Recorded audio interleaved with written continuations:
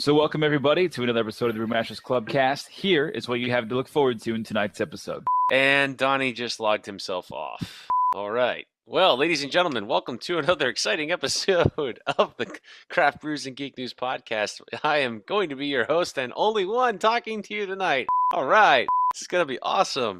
And I'm still talking to myself because Donnie hasn't logged back in, nor does he realize he's not here. Oh, this is just fan-freaking-tastic.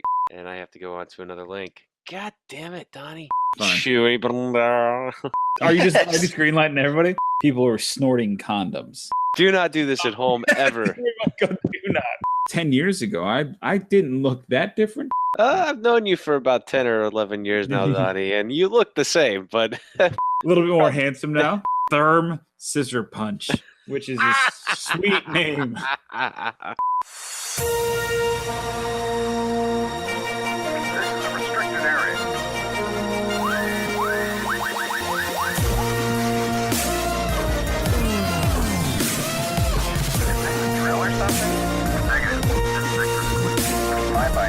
I hate you. You crazy mother. Welcome to the official podcast of the Brewmasters Club, Craft Brews and Geek News. Sit back, pour yourself a pint, and let's get into it. Now here's the founder of the Brewmasters Club and your host, Donnie Gallagher. Welcome, craft beer. My name is Donnie, and I am joined this evening by my good friend, Mr. Ryan Broodboy813. How are you, sir? I'm doing fantastic, Donnie. How are you? I'm doing great, man.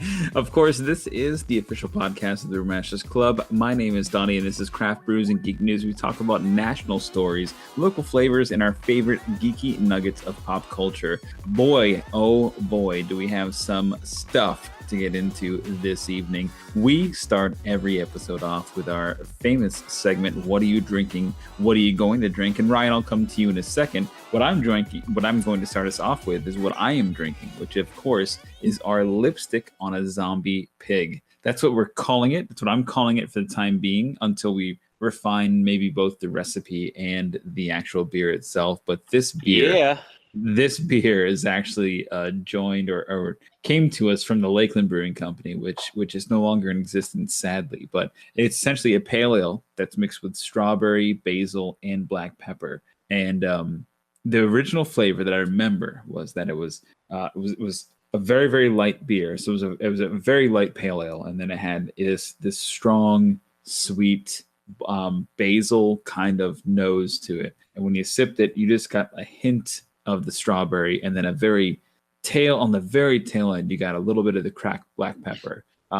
This beer that we brewed, Ryan, is very close. It's very close, and it's very good, and it's very drinkable, and it's a fantastic beer for right now. We've got excellent weather here. We've had it for a very long time. It's a great beer to drink outside in the heat or in the 75 and breezy that we've had recently, which has been fantastic. So I'm really enjoying it. I mean, you've had a couple of pints of this too. What is your opinion? I'm in love with this beer. And Donnie, when you picked up that 12-pack yesterday from my house and that keg kicked and we were out completely, I was so upset because it really is a delicious, well-balanced, robust flavor in so many ways too.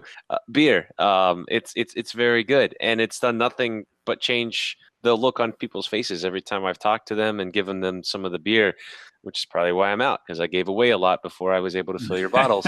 But it's been one of those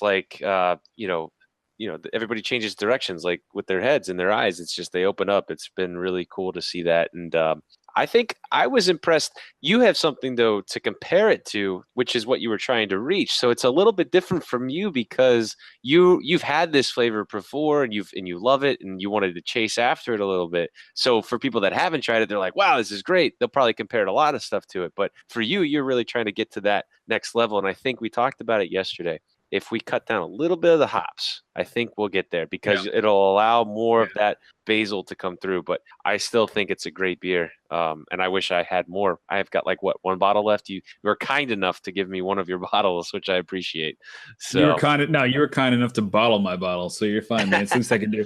No, it's really close. Like I don't want to lie to you and say that it's on point or it's better. It's in the right vein. It doesn't have enough of the strawberry on the finish when you swallow, and it doesn't have enough of the basil from the aroma of it. But again, I agree with you. I think that there's an overtaking there of it's either hops or something is overtaking it there that I'm just not sure what it is. But that's why we got to keep experimenting. That's why home brewing is so much fun, right? You get a recipe, like you hear a song on the radio and you can't go home and play it. You got to figure it out. So this is us figuring it out, right? Like I enjoy that part of it. Yeah. And, you were talking too, might want me to have something ready for May 19th.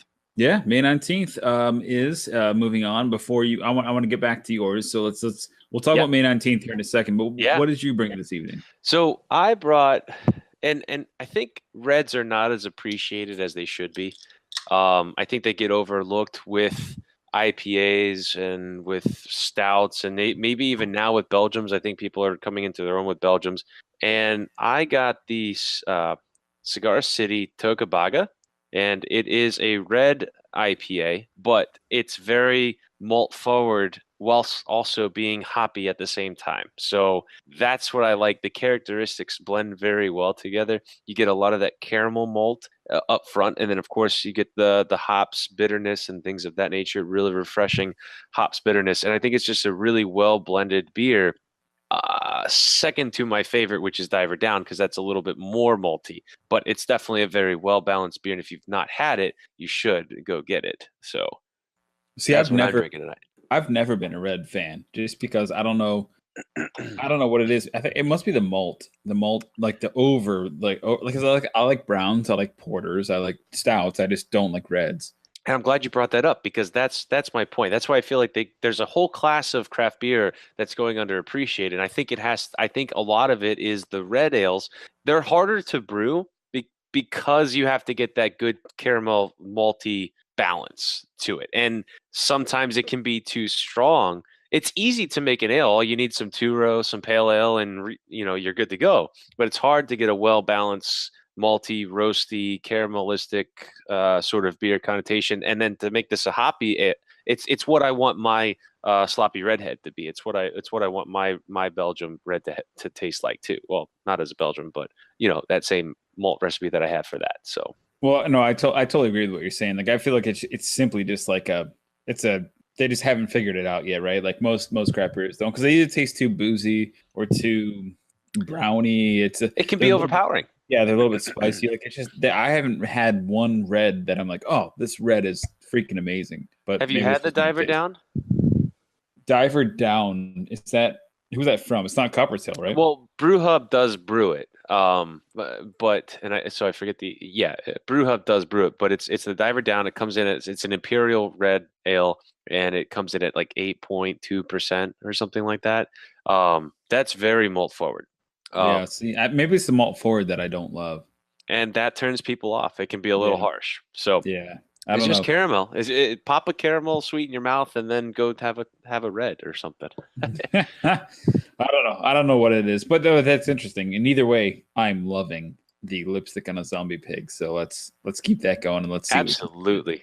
No, we're gonna brew it again, and I think very soon. So. Good. Well, you did mention a date. You did mention, May 19th, and as we do every single year, if you've been a long-time listener, first off, we appreciate you. Secondly, we hope to see you at Temple Terrace Craft Brew Fest 2018, which again is going to be on May 19th. 2018 from 4 to 8 p.m. It is a great time. We just have so much fun out there under the shady oak trees of historic Woodmont Park in Temple Terrace. 100 plus, I think we're up to 120 beers, 40 some odd breweries. It is transgressed into a huge thing since 2015 when we in the Rotary Club of Temple Terrace launched this inaugural BrewFest. It is a lot of fun. It's actually gotten a lot of clout from the city. We happen to really enjoy being there. We meet a lot of good people there, and a lot of people come back every year after year after year. Last year, we had 1,500 tickets that all sold out. So please get your tickets in advance. Simply go to TempleTerraceCraftBrewFest.com or TTBrewFest.com.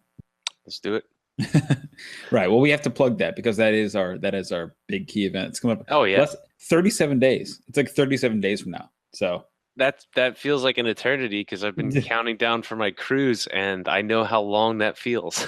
Yeah. Well, I just remember last time I looked at the counter, it was like 80 some odd days away, which is well over 3 months almost. So isn't it amazing? You're like, oh, I got time. I'll be fine. And then like before you know it, it's here, and you're like, shit, what do I have to do? What do I have to pack? Yeah, it's literally here. So I think this year I actually got our booth moved a little bit. So we're gonna have power. We're gonna be close to an outlet. So hopefully, we're gonna do a live.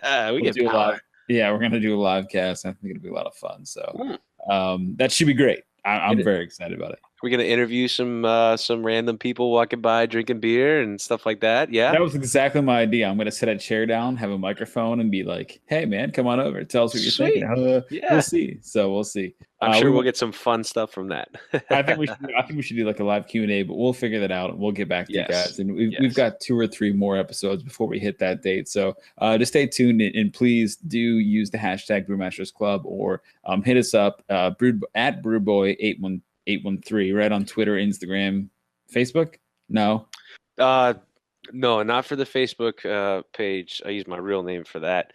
Maybe one day I'll change it, but Instagram and Twitter. Those are the 2 that I want. Certainly go to our Facebook group, which is Craft Brews Geek. Yes, it is actually, dude, we have like 40 people in that group now, and then it started with just like the 3 of us. Yeah, 2 people today just requested to join the group. Are you just greenlighting everybody? No, in like an hour. Like that's awesome. Requests. So that's awesome. We're moving up. I think we're up to like 40 with those 2 people. We're probably like 46, 47. Yeah. It's pretty impressive. We're just like starting a little group and just like people contributing and throwing on conversations. So so far I just want to say thank you to everybody who's doing that. Mike, our guy Mike especially, he's been there and he's been everybody's pleasant and they're nice and they just want to talk about what we're talking about and it creates conversation. I just love it. So big shout out to everybody in that group and please, if you're listening and you're not in that group or you want to contribute to that group or you want to be on our Q&A for Temple Terrace Craft Brew Fest, please join the group. Yeah, all you have to do. It's all you have to do. It's that easy. So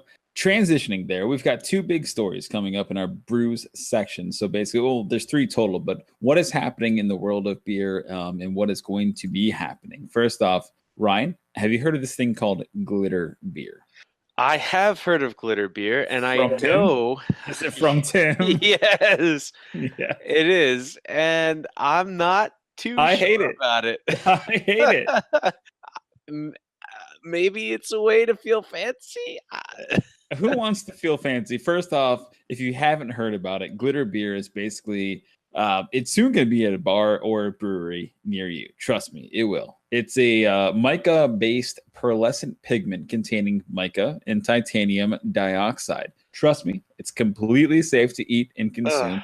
It is manufactured for food, and it's used in all things like cereals, confections, frosting, gelatins, candies, and chewing gum. So trust me, you're already chewing glitter beer ingredients here. Don't be too concerned, but it does look weird as hell. Not gonna lie. I just, we're at a point in human history where just recently we came off of eating Tide Pods for a challenge. I just am waiting for the day where this catches on in a good way. I'm not saying anything bad about the product itself, but somebody's going to be like, oh shit, I forgot the glitter. Let's just throw something else in.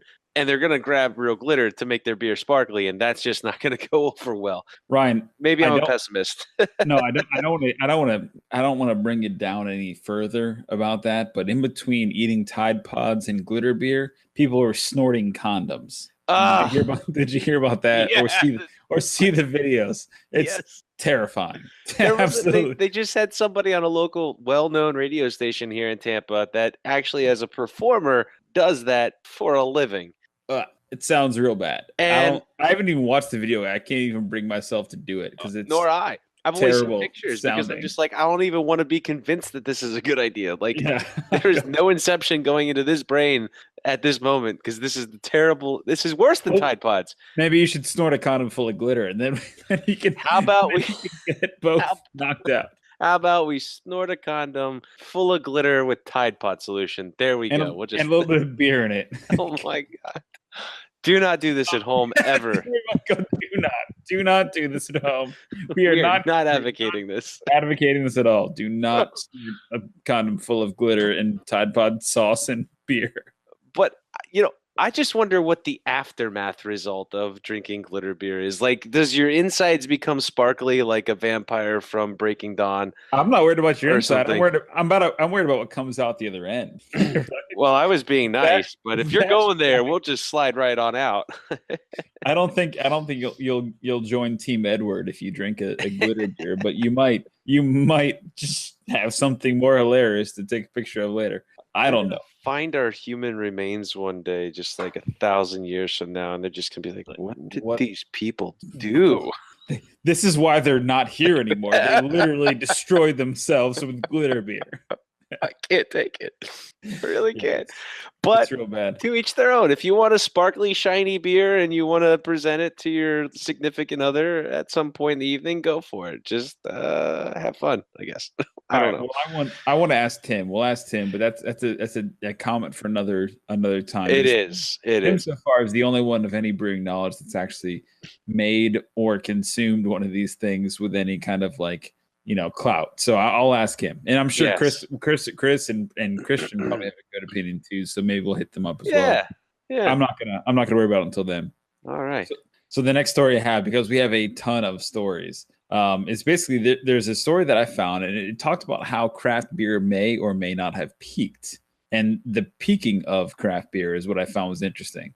Now, I'm taking a break. Did you want to talk about the? Yes. Christopher, you wanted to talk about that? Just a little. I think it's important. I think it's actually because It's a cool story. Well, and we've talked a lot about this peaking of the craft beer industry. So I feel like we owe it to our listeners out there to come back around with at least a little bit of insight into what could potentially be coming into the craft beer community at some point. Yes. There's a University of Berkeley student in actually a new small business that started, and they're trying to manufacture a strain of yeast that actually will emulate and facilitate the need and the flavor for hops. So the rise of this cause was that craft beer, since 2004 or 6 or so, has really, just exponentially increased, especially like 2011 to like 15, where it just skyrocketed. So with that said, India Pale Ale, which is a pretty common, very common, as we were just talking about, type of beer, uses 6 times as many hops than conventional lager. So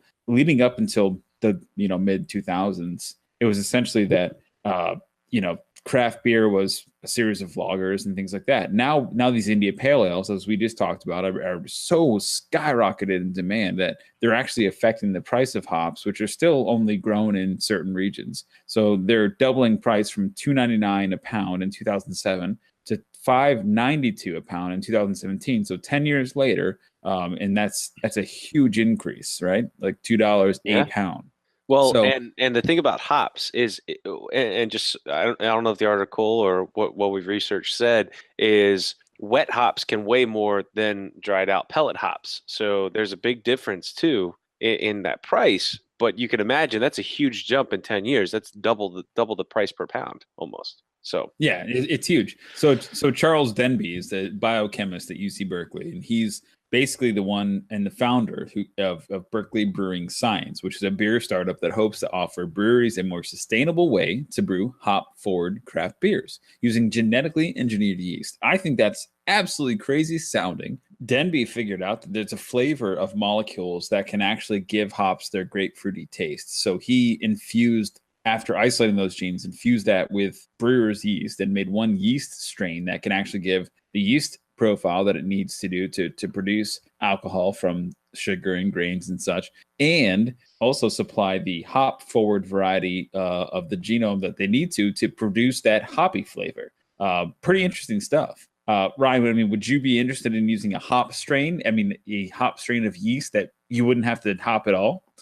I think it'd be interesting to see what this particular strain of yeast would do to a beer, if it would give you the hoppiness. I guess my biggest question is if I wanted to brew or have my beer considered to be a double IPA or something to that effect. Like, obviously he's going to have different strains. I think there's 48 different varieties or something like that at this point. Well, they did 48 different tests, and they had 48 tiny test batches of all these beers, and they actually gave them all to the Lagunitas Brewing Company, and Petaluma, California, where 27 brewery employees sat down and actually sat and tried a blind taste test. So this shit is actually like trying to get the pros on board. But Yeah.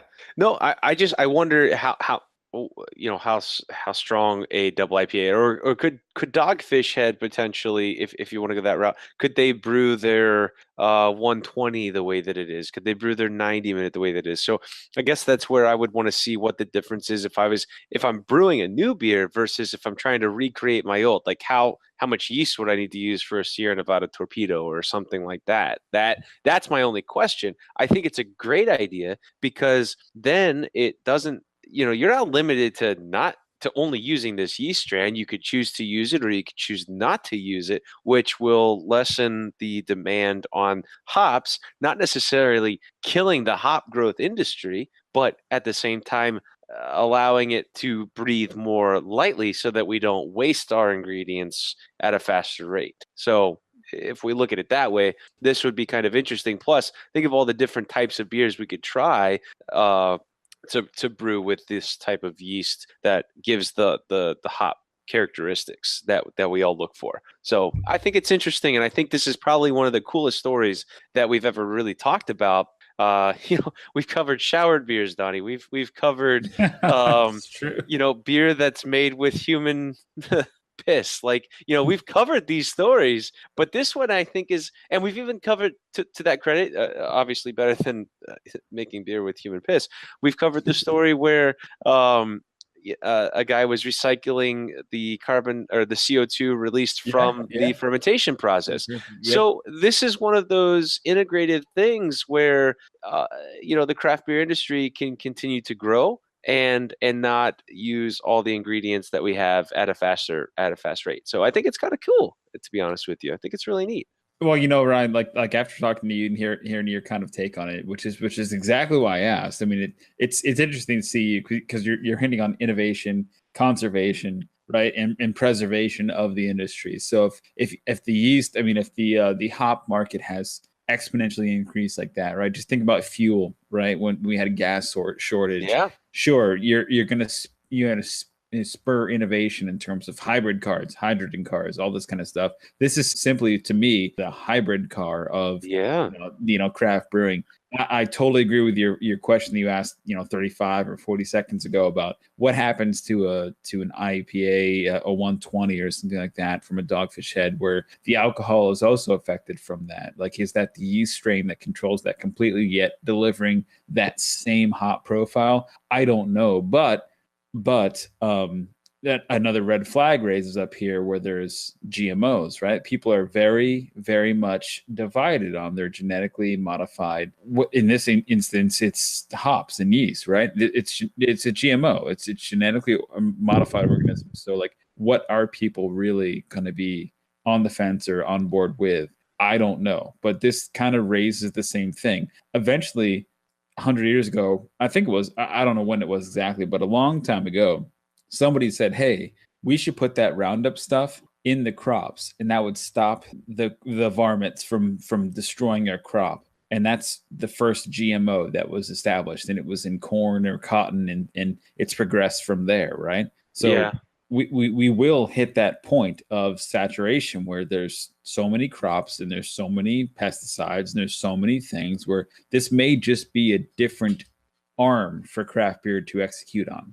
And maybe that's what it is. Yeah.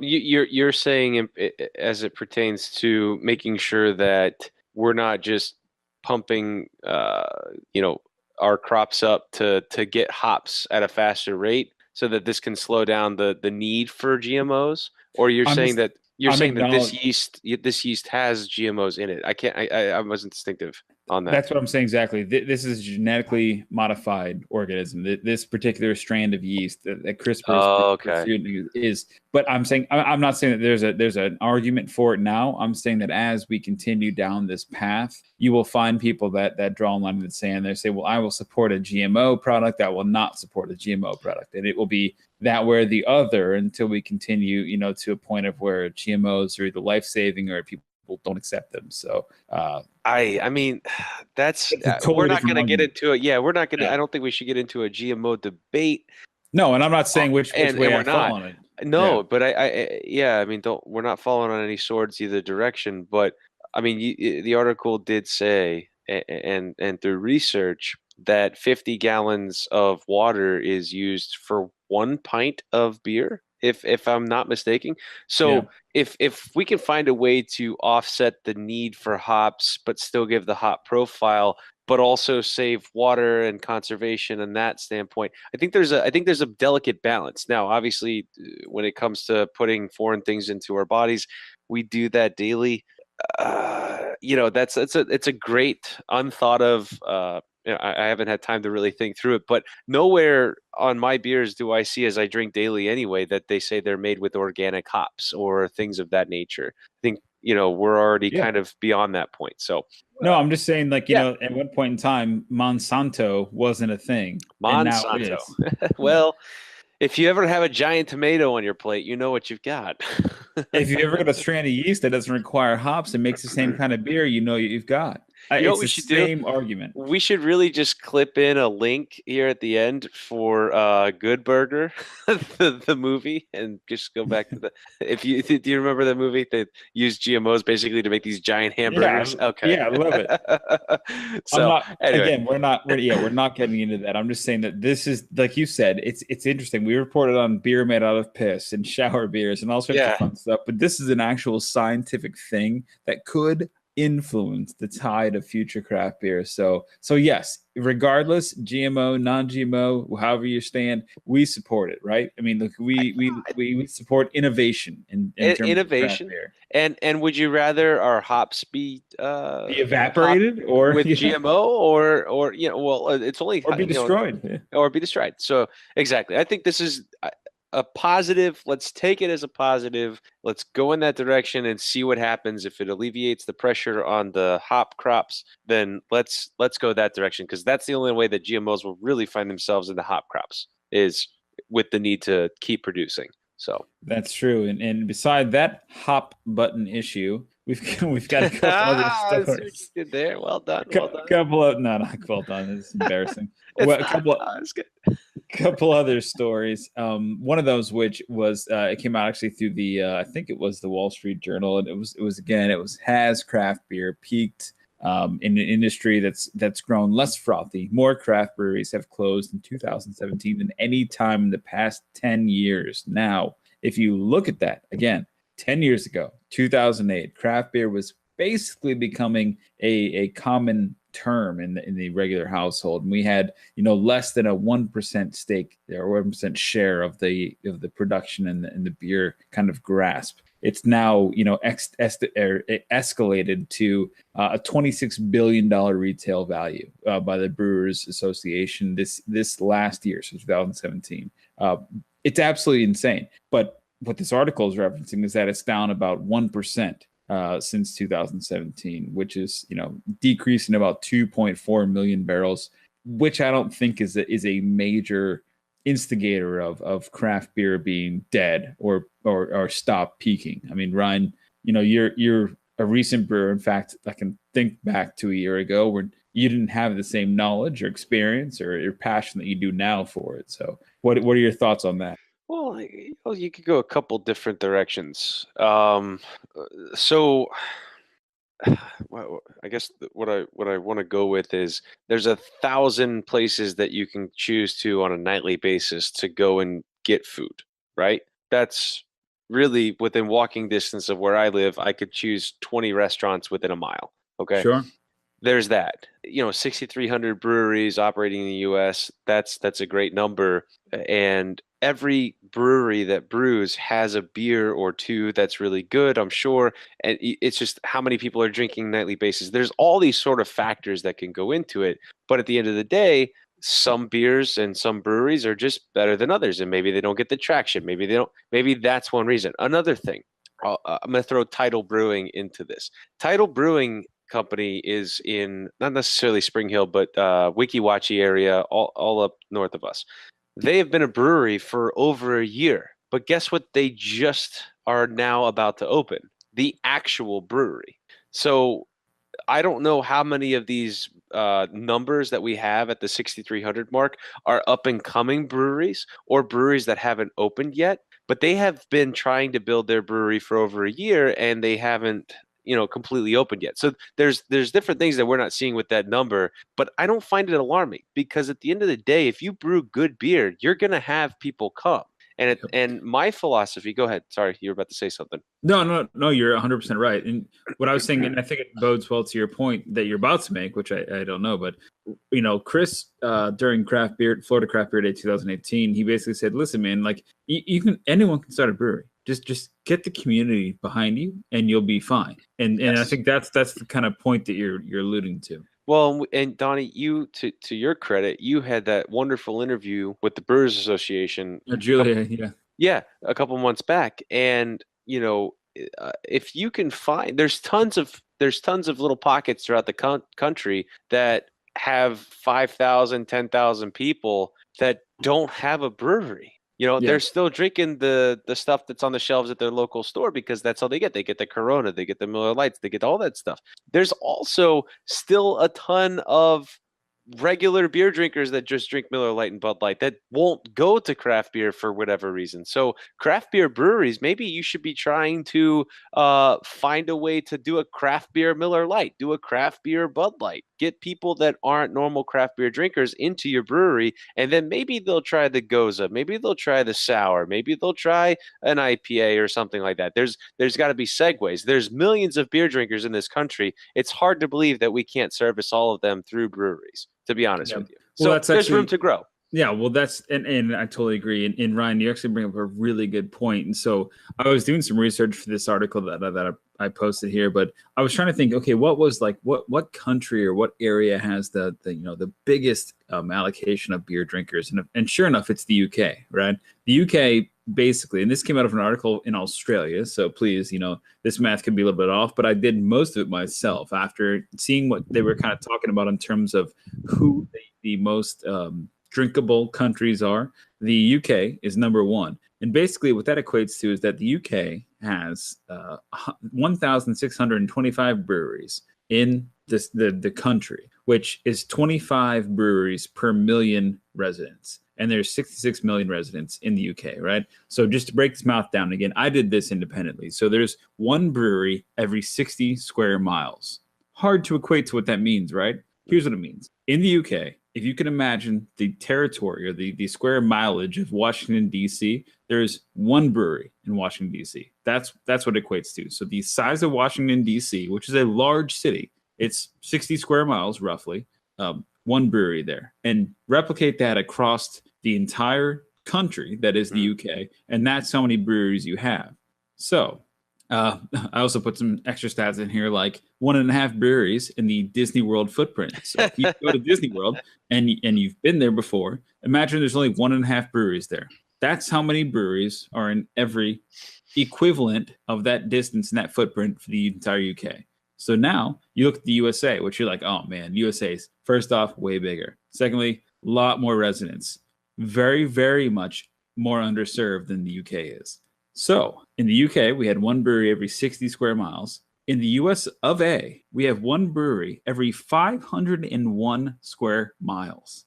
So UK again, one every 60 square miles. USA, one every 501 square miles. Do you realize the difference to the 10th power that is? Yeah.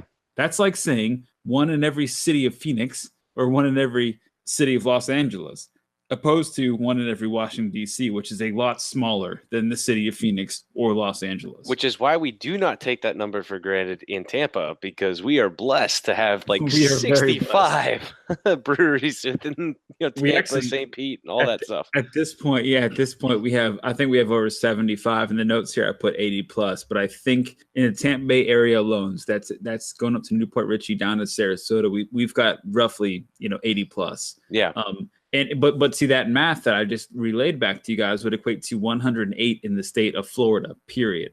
If we're saying we've got 80 in the Tampa Bay area alone, that Florida's got way more than that. I didn't pull that up yet, but I'm just saying that the numbers don't lie. That stuff is insane. So one in every 500 in 1 square miles compared to the UK of 1 in every 60. So Ryan, with that said, that literally means that we could double up tenfold on every brewery. Every brewery we have. That means 60,000 breweries in the United States, potentially. I think it comes down to, it's like you said. Up. Well, no, it's like you brought. No, we'll point each other out because exactly. Wait, let me do this thing, buddy. We can do this all day long. It's exactly what Chris said. The community behind you. Yeah. Who do you have that's going to come daily or weekly to buy your beer and support you? And that's very important. How big do you want to grow? Take Chris, for example. 610 is in a small strip center, but they brew a ton of great beer, and they've probably got chairs for 50, 60 people, maybe. It's not a huge brewery. It's not a huge brewery, right? Yeah. But then take Cigar City. They've got a huge manufacturing facility out back, but they don't have really. They've probably got room for maybe 150 people max or something like that. So, but they're also in distribution, and so is 610. But who can you survive off of having 4,000 or 5,000 people on a monthly basis visit your brewery? That's kind of like what I see as a revolving number. Is that many people going to a brewery? I don't know, but if you can find a way to be successful with the community that you're surrounded by and not worry about depending on distribution or things like that, that's what I think can make a brewery be long standing. If your only goal,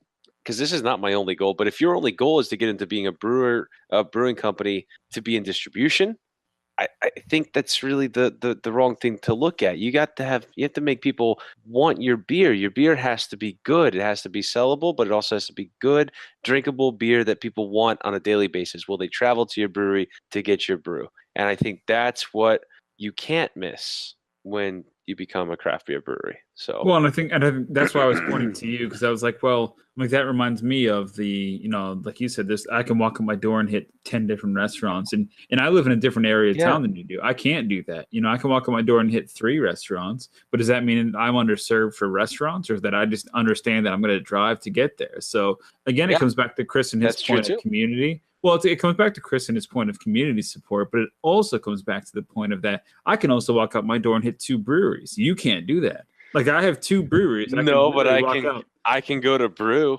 I mean, you can. That's true.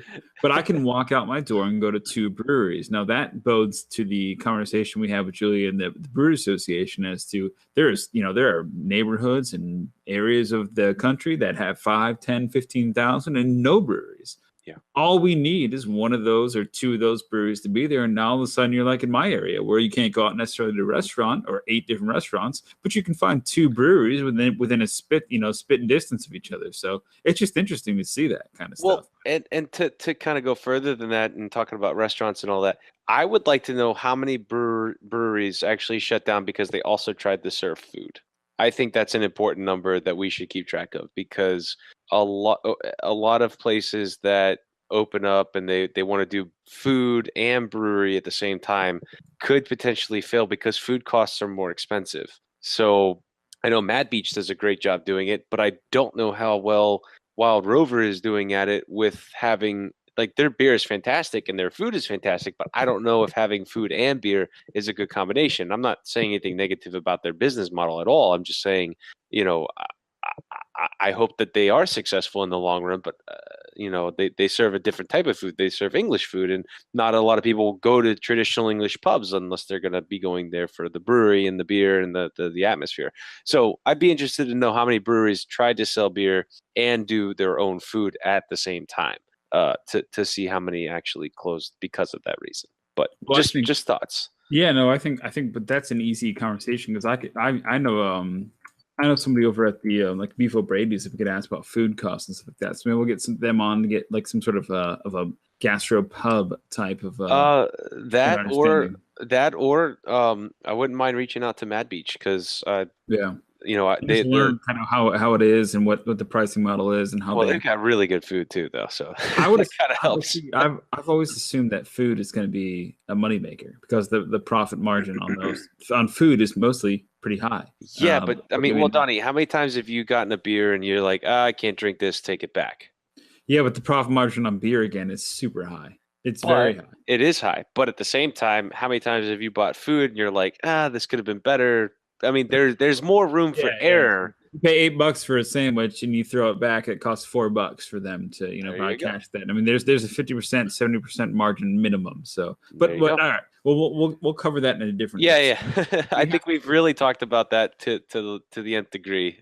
Yeah, Pretty good. we have really hit that home. So there has something. And again, first off, before we move on to our next section, Geek News, drink it on in, send it back, whatever you want to do.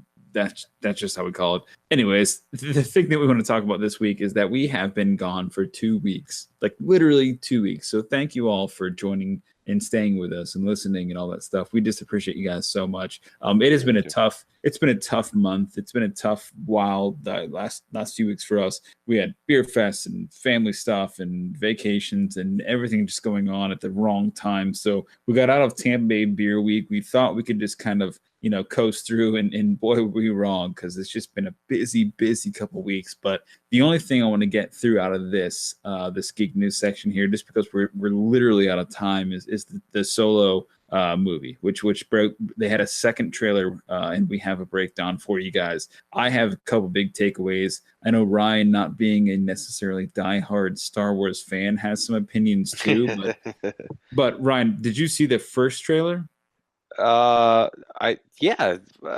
one that we from a couple weeks ago. Yeah. Yep, we covered that short. one too.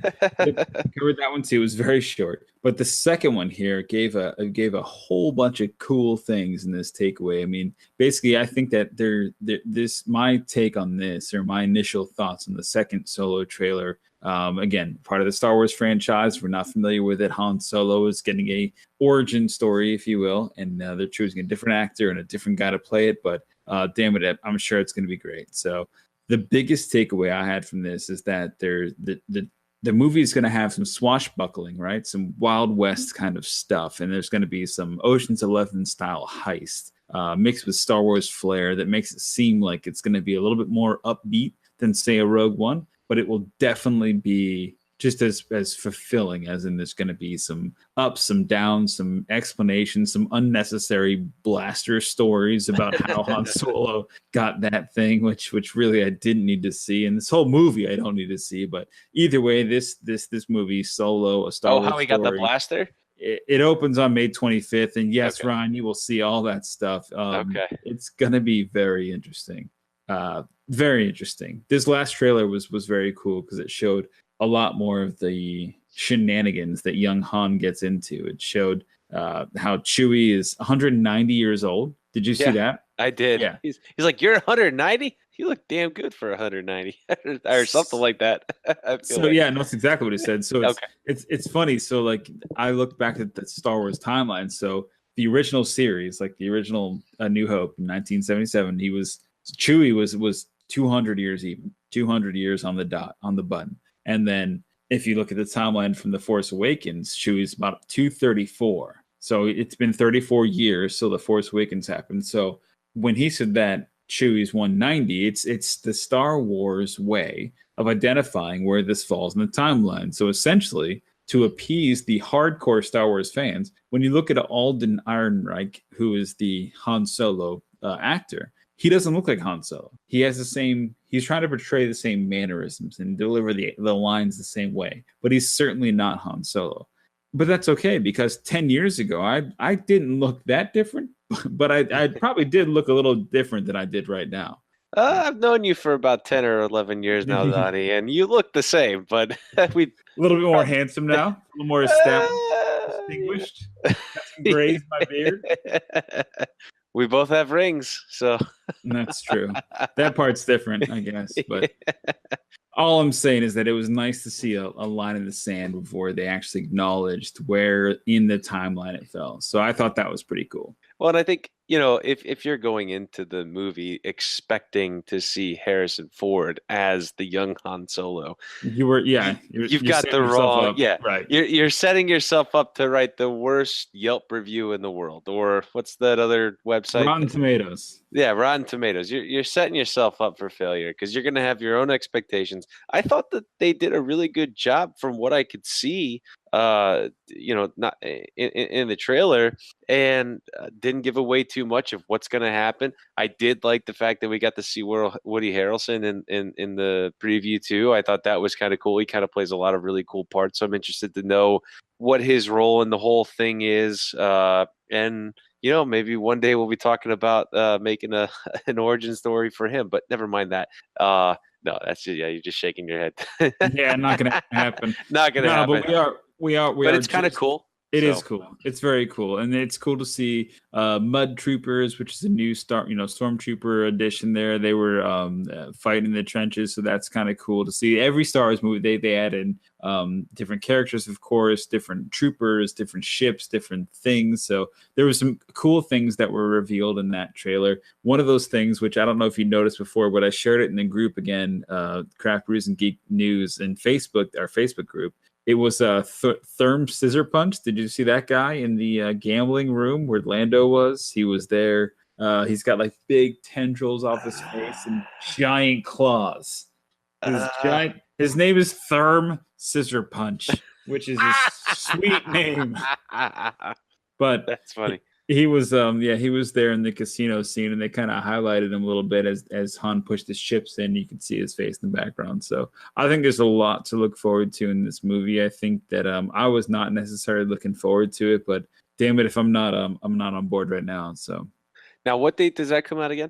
So this comes out May 25th here in the States. So anybody of our listeners overseas may be different, but yeah, Solo, A Star Wars Story opens in theaters May 25th. So Ryan, I anticipate that we will be there, at least you and I.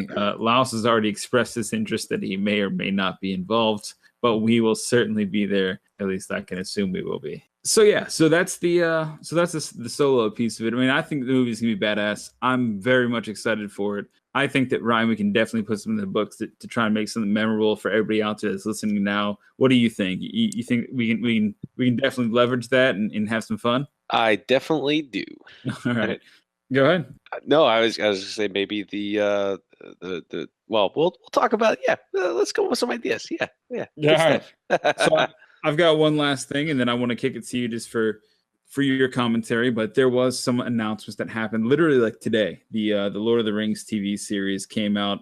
There was an Amazon, Netflix, HBO Go kind of bid that came out several months ago about who's going to have this Lord of the Rings TV series. So Amazon just signed a $250 million deal to begin the production within 2 years now. Which is meaning that show will be on the way by November 2019 at the very latest. So that's very cool. But all three, Amazon, Netflix, HBO, have all been in talks of acquiring it. But $250 million will mean that this is the most expensive TV show ever to be produced, something to the likes of Game of Thrones, except more expensive and on Amazon. So this show is reported at a $1 billion budget, which is, again, it's going to be the largest budget in television history.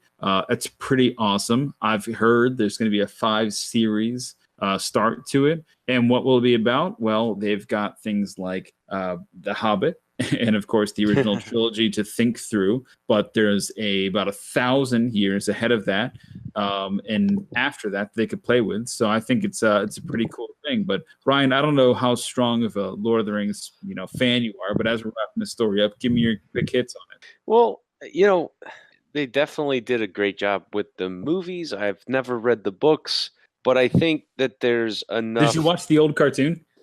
There's a cartoon? Yeah, the old, like, you didn't watch it in elementary school? Like, I watched it in elementary school, like in the 90s. And it was like Bilbo's like story about the ring, and there was a Spider-Man. You don't remember that? It's on YouTube. I'll send you a link. I probably would remember it, but you would remember it. I mostly remember half days and watching the Magic School Bus and reading Rainbow. That was always fun. With a brown paper.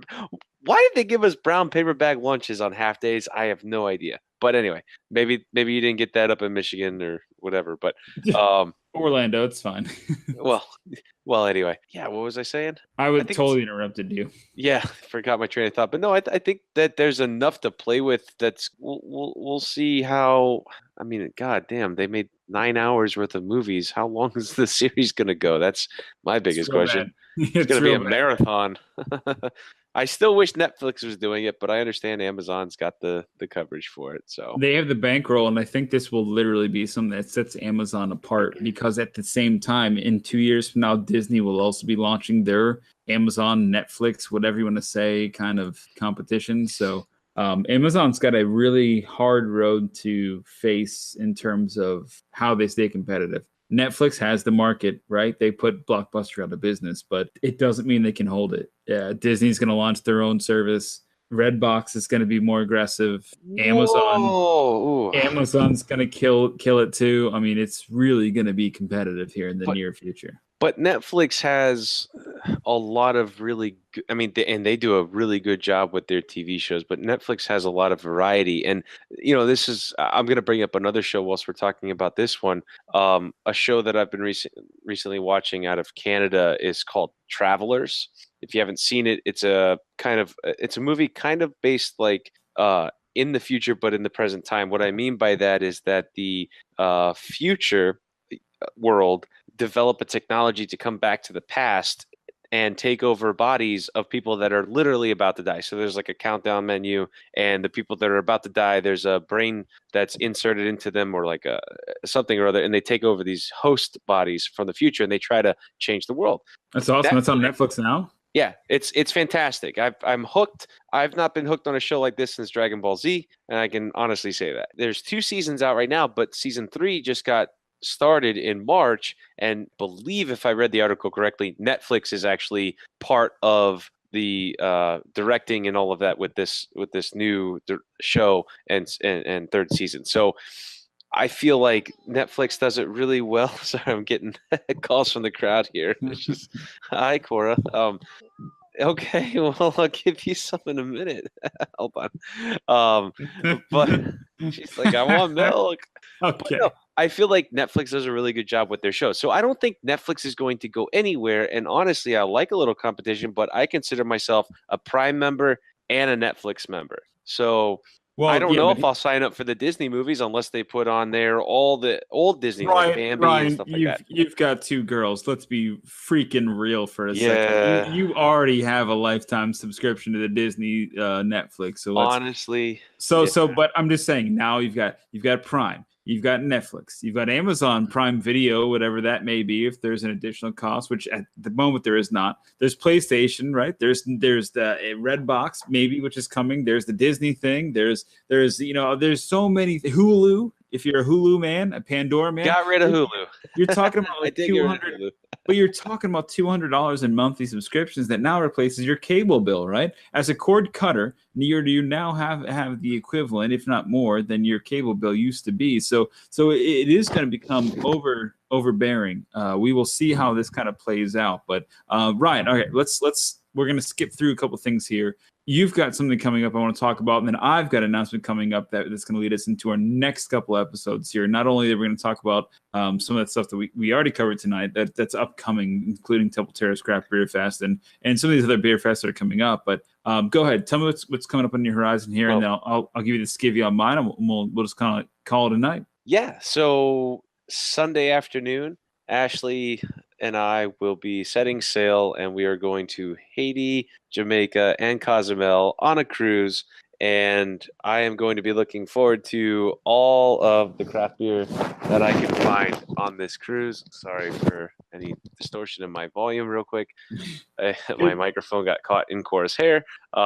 Odds are it's going to be a bunch of Red Stripe and crap-ass beer. Good luck finding craft beer. Yeah, I'm telling you, it's going to be hard because you're going to be forced into those tourist bottlenecks, but we'll see. Well, I did pay for the drinking package, and so as long as they have at least one IPA, I will be fine. Trust me, I'll just drink vodka the whole time.